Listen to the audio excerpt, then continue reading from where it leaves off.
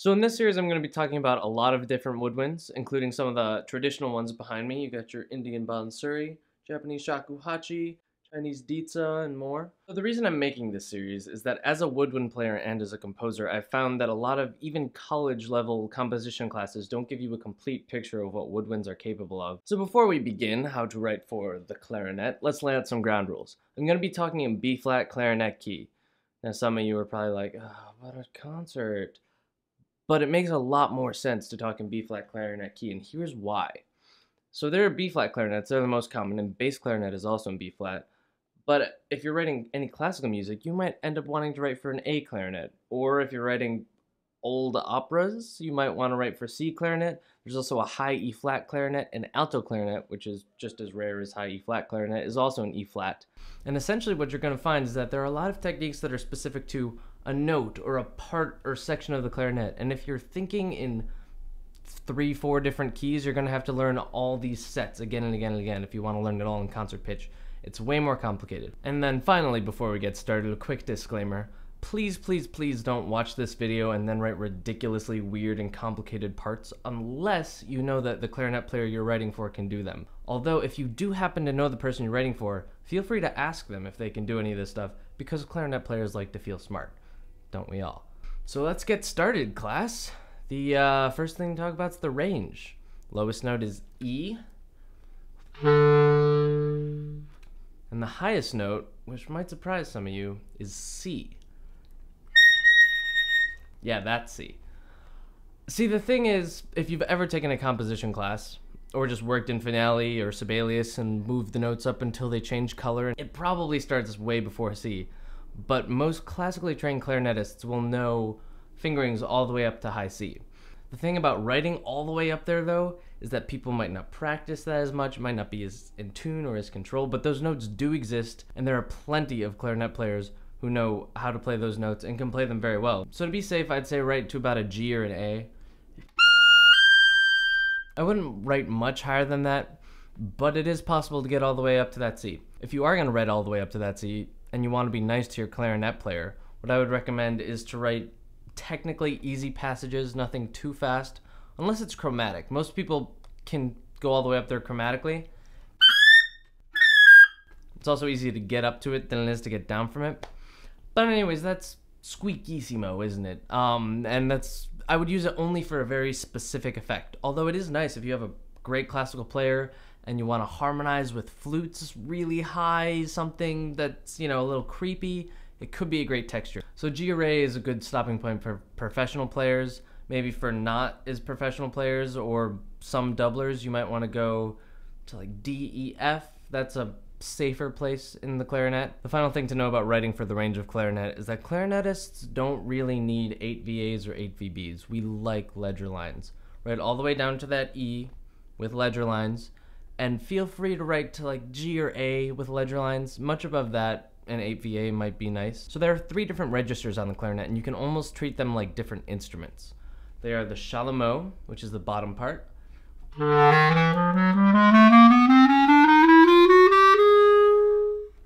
Then there's the Clarion, which is the middle.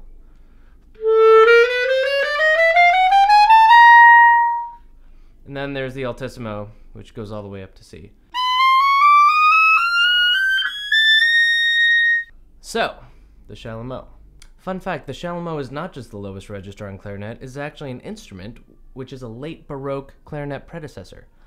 But we're not talking about late Baroque clarinet predecessors, that is a mouthful. So let's continue. So the Chalemeau register is from E to B flat.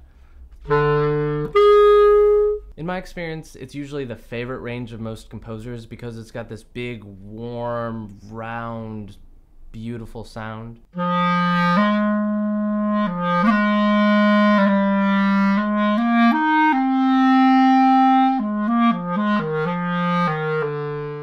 It can also be playful.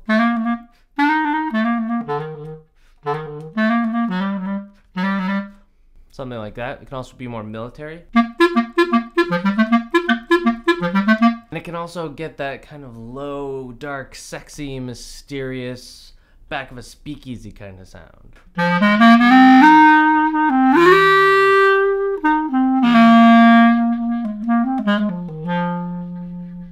If you're writing a solo for a clarinetist and you want that sound, don't be afraid to tell them to stay in the Chalemeau register, or maybe just say stay in the lower register in case they might not know that term. Dynamically, the Chalemeau gets from niente to about a mezzo forte to forte.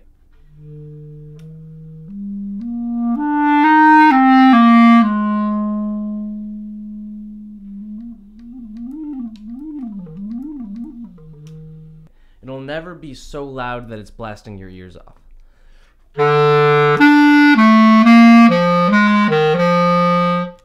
It's a solid forte, but it's not going to get any louder than that. What that means for you as a composer is that if you're writing a big tutti section, perhaps a final big chord of a song, and you put the clarinet in Chalemeau, it's going to get swallowed up by anything else that's playing.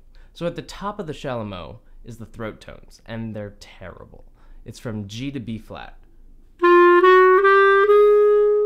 They're the weakest, thinnest part of the clarinet, and in voicing a big chord, there's something to avoid. In fact, what I usually do is I'll switch the clarinet's note, so if you have like flute, oboe, clarinet, bassoon, I'll go like that with oboe or maybe with bassoon.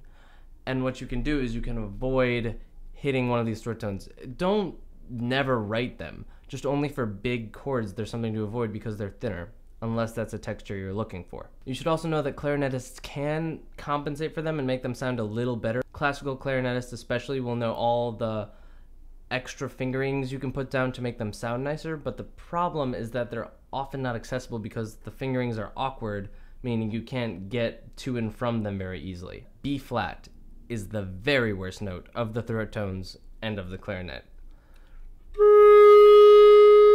It's thin, you'll never get loud on it, and it's just not a nice texture.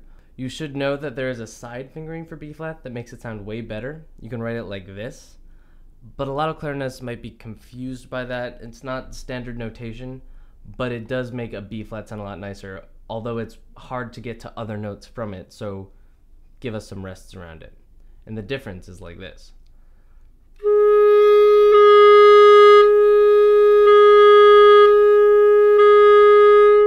That's not me playing with the equalization. Those are the different fingerings for B flat. But the nice one is hard to get to. That's life. So the Clarion Register. The Clarion Register is beautiful. It's got a kind of soaring, clear, beautiful quality to it.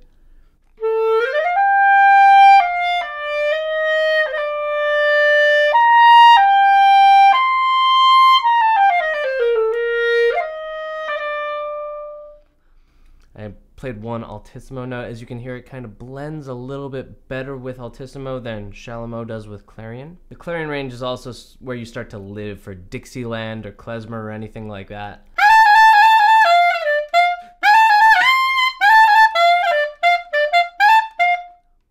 That stuff. It doesn't sound quite as fun in the Chalemeau as it does in the Clarion. Dynamically, it's very easy to get from niente to fortissimo in Clarion. It's kind of the easiest part of the clarinet to be flexible with.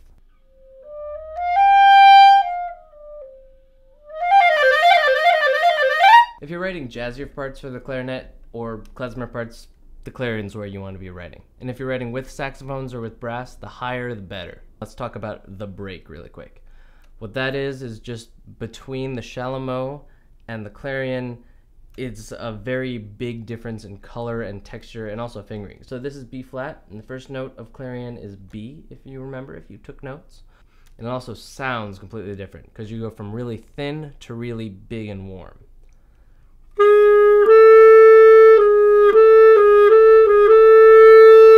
You can also get a lot louder starting in the Clarion Register than you can in the Chalemeau, especially in the throat tones, which are softer.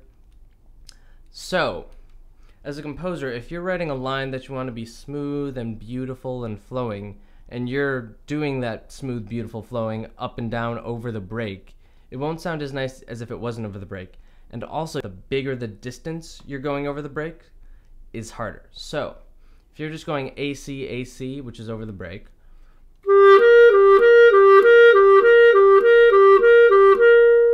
if you listen closely, you might be able to hear my fingers kind of clicking a little bit, but it sounds a lot nicer like this.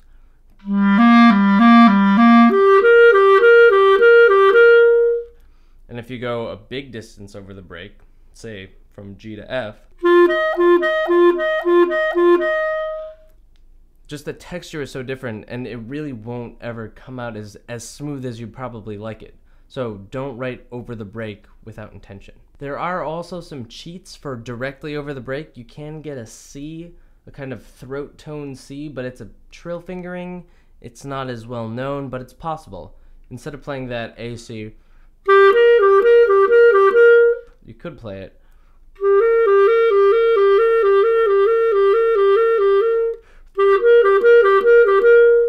And again, I'd use that S side notation, which isn't standardized, which might be confusing, but it might help the clarinetist to remember to play that in a more fluid manner. So you can get B and C in the Chalemeau register. It's possible, but it might confuse your clarinet player. So Altissimo is everything above Clarion. It's the thing that goes all the way up to C if you have a really good player. And it's the part that goes crazy and wild. It's louder, it's harder to get softer, but still very possible to get almost to niente.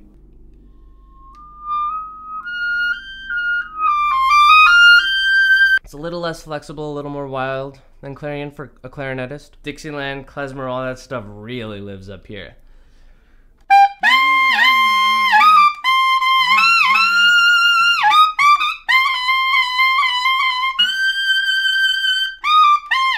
Be careful with Altissimo. Some players aren't as comfortable with it, but if you know the player and they're great at going all the way up there, go for it. It's so much fun for the player and for the listener. Thanks so much for watching. Please don't forget to share, subscribe, do all the social media things, because the more attention I get, the faster I'll come out with these and the more drive I'll have.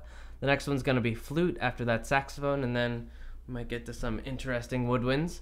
And if you are a composer looking for someone who does all these strange and interesting techniques, here's the part where I plug that I live in New York City and I do have a home studio set up where I do professionally record. And the link below is all my contact information and stuff. Check that out, and I hope you enjoyed the video. Thanks for watching.